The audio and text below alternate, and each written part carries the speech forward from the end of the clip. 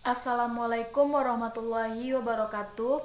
Perkenalkan, nama saya Quratul Aini, NIM 19060053. Saya merupakan mahasiswa Universitas Negeri Padang, Fakultas Ekonomi dan jurusan Ilmu Ekonomi. Di video ini saya akan membahas tentang sejarah pemikiran ekonomi pertemuan ke-12. Pertemuan ke-12 itu membahas tentang pemikiran-pemikiran Keynes. Baiklah, kita masuk yang ke pertama, yaitu karya-karya Keynes. Sebagai pakar ekonomi ulung, ia telah menulis banyak buku. Tahun 1913, ia menulis Indian Currency and Finance yang memperlihatkan keterkaitan pada masalah moneter. Tahun berikutnya adalah The Economic Conquest of the Peace tahun 1919. Pada tahun 1922 ia menulis A Revision of the Theory. Kedua buku yang diterbitkan terakhir ditulis sehubungan dengan pengalamannya dalam The Legend Vitalis. Pada tahun 1923 ia menulis A Thread of Monetary Reform. Dalam buku ini, ia memperlihatkan keprihatinannya terhadap perubahan yang terjadi dalam daya beli uang. Tulisannya yang lain yaitu A Treatise on Money yang diterbitkan tahun 1930. 6 tahun berikutnya, ia menerbitkan buku yang paling terkenal yaitu The General Theory of Employment, Interest and Money. Dalam bukunya The Economic Consequence of the Peace, ia banyak mengkritik cara-cara yang digunakan oleh negara yang menang Perang Dunia Pertama, yaitu Amerika Serikat, Inggris, dan Prancis, dalam menekan negara-negara yang kalah perang, yaitu pihak Jerman. Dalam buku tersebut, ia mengisyaratkan bahwa tekanan dari negara-negara yang menang perang tersebut Jerman dapat menimbulkan rasa marah dan dendam dari masyarakat Jerman. Apa yang diramalkan oleh Keynes tahun 1919 tersebut menjadi kenyataan.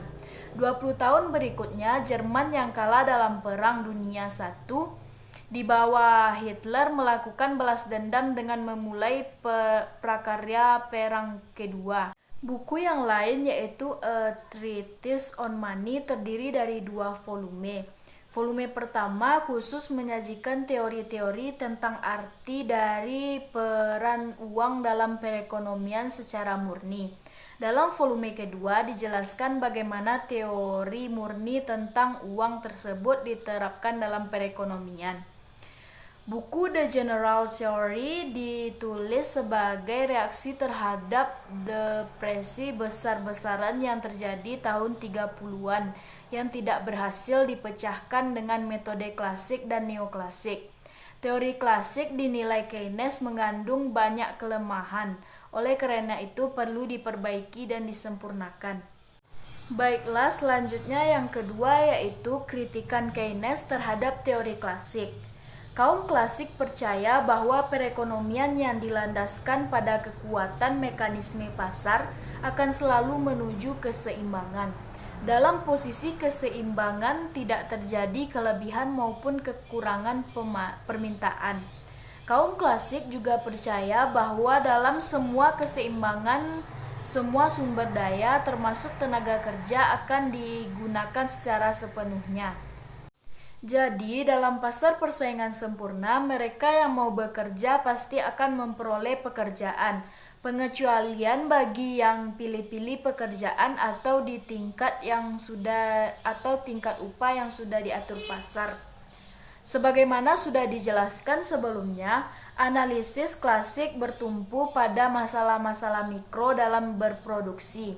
Misalnya, masalah yang dihadapi adalah bagaimana menghasilkan barang dan jasa sebanyak-banyaknya. Itu dilakukan dengan biaya serendah-rendahnya dengan memilih alternatif kombinasi faktor-faktor produksi yang terbaik. Hal itu berdasarkan keyakinan bahwa tiap barang yang diproduksi akan selalu diiringi oleh permintaan. Sesuai dengan teori Say, setiap perubahan berlomba-lomba menghasilkan barang dan jasa sebanyak-banyaknya. Teori Say yang mengatakan penawaran akan menciptakan permintaannya sendiri-sendiri di atas dikritik habis-habisan oleh Keynes sebagai suatu yang keliru. Dalam kenyataannya, Keynes biasanya permintaannya lebih kecil dari penawaran. Alasannya, sebagian dari pendapatan yang diterima di masyarakat akan ditabung dan tidak semuanya dikonsumsi. Dengan demikian, permintaan efektif biasanya lebih kecil dari total produksi. Tindakan rasionalisasi dari pihak perusahaan akan memaksa sebagian pekerja menganggur. Sebagai konsekuensinya, pendapatan masyarakat turun. Turunnya pendapatan masyarakat menyebabkan daya beli semakin rendah, sehingga barang-barang tidak laku dan kegiatan produksi menjadi macet. Puncak dari kemacetan ekonomi terjadi pada tahun 30-an. Hampir seluruh negara-negara industri terjadi depresi besar-besaran. Sejak terjadinya depresi besar-besaran, orang curiga bahwa ada suatu yang salah dari teori klasik dan neoklasik yang berlaku. Menurut Keynes sendiri hanya berlaku untuk perekonomian tertutup sederhana. Pada tingkat perekonomian ini, semua pendapatan yang diterima pada suatu periode biasanya langsung dikonsumsi tanpa ada ditabung. Pendapat di atas mulanya dibantah oleh pendukung klasik. Mereka mengatakan bahwa tabungan tersebut akan dihimpun oleh lembaga-lembaga keuangan yang akan disalurkan pada investor. Pendapat klasik bahwa jumlah tabungan akan selalu sama dengan jumlah investasi di atas dibantah oleh Keynes. Alasannya, motif orang untuk menabung tidak sama dengan motif pengusaha untuk menginvestasi. Perbedaan dalam motif ini menyebabkan jumlah tabungan tidak akan pernah sama dengan jumlah investasi. Kalaupun jumlahnya sama, menurut Keynes itu hanya kebetulan semata, bukan suatu keharusan. Karena Keynes mengamati bahwa umumnya investasi lebih kecil dari jumlah tabungan. Ia menyimpulkan bahwa permintaan agregat juga lebih kecil dari penawaran agregat. Kekurangan ini apabila tidak diantisipasi akan menyebabkan terjadinya ketidakseimbangan dalam perekonomian.